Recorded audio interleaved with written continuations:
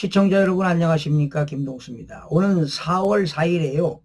탄핵 선고를 앞두고 있는 윤석열 대통령 측이 12.3 비상계엄의 정당성을 담은 8.7 체제를 넘어 새로운 대한민국이라는 책을 출간합니다. 윤석열 대통령 지지자인 심평 변호사는 오늘 오후 페이스북을 통해서요. 새로운 대한민국 책이 곧 나온다며 늦어도 4월 10일부터 예매가 가능할 것이라고 알렸습니다. 심평 변호사는 정치권에서 윤석열 대통령과 더불어 김기현, 나경원, 윤상현, 조정훈 국민의힘 의원과 백지원 전 대변인이 참여했고요.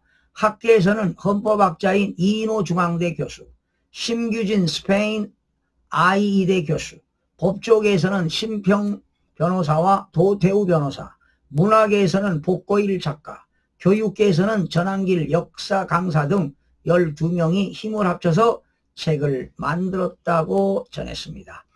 심평 변호사는요, 40년 전 세운 8.7 체제는 점차 낡은 체제로 바뀌어갔고 진보 귀족은 기득권 세력화하여 부패의 구린내를 풍겼다고 했습니다.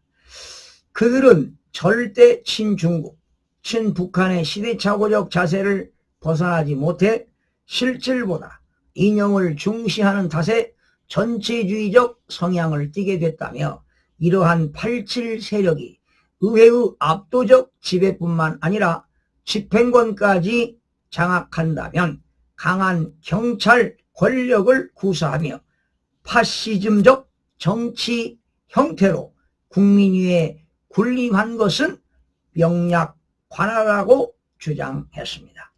심평 변호사는요, 이에 윤석열 대통령은 12.3 비상계엄으로 언론, 문화, 노동계를 중심으로 막강한 지배력을 갖추게 된 그들에게 저항했다며 그러자 청년들이 대거 탄핵반대 집회에 참여하며 엄청난 시대 변화를 알리기 시작했다고 강조했습니다.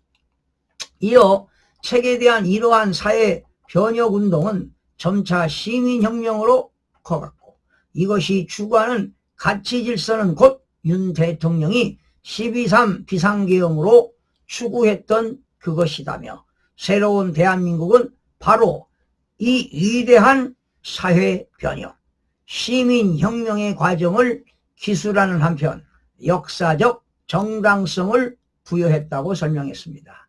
한편 한 여권 관계자는요, 책에 대해서 대통령 탄핵심판 최후 변론을 실었을 뿐 대통령이 직접 관여하신 바가 없는 것으로 알고 있다고 전했습니다. 자, 이 책은요, 윤석열 대통령이 탄핵심판을 하고 지난달 2월 25일 날 최후 변론 내용을 실었다고 전해지고 있습니다. 여러분, 왜 윤석열 대통령 최고 통수권자가 뭐가 아쉬워서 비상계엄을 했겠습니까? 제가 비상계엄하고 12월 5일 날 윤석열 대통령의 비상계엄은 내란죄 성립이 불성립된다. 성립하지 않는다. 국헌문란이 아니기 때문이라고 제가 판서를 해가면서 강의도 해드렸는데요. 그렇기 때문에 절대로 탄핵 대상이 될 수가 없습니다. 기각이 되어야 한다고 보는데요. 아마 4월 4일 날 기각이 될 거라고 저는 믿어 의심치 않습니다. 여러분, 윤석열 대통령이 비상계엄을 통해서 2030 젊은 세대들이 비상계몽이 된 겁니다. 바로 세 가지지요. 거대 야당의 국회 폐악질입니다. 그렇죠? 늘 말씀드린 겁니다.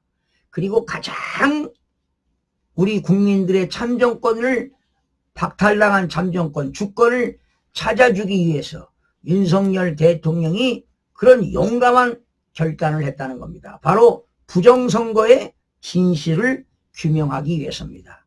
그리고 대한민국의 각계각층에 압력하고 있는 반국가 세력들을 척결하기 위해서 이러한 고도의 통치 행위로 비상계엄을 선포해서 많은 국민들에게 비상계몽이 된 겁니다.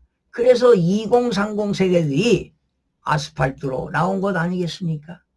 그리고 윤석열 대통령 탄핵을 반대하는 운동이 벌어지고 전국에 있는 모든 대학에서 시국선언이 이루어지지 않았습니까?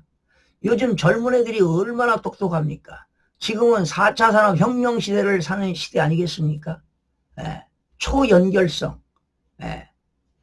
그리고 예측 가능성, 바로 이런 세대를 살고 있습니다. 여러분, 지금 SNS를 통해서 특히나 우파 유튜브를 통해서 많은 국민들이 깨어났습니다.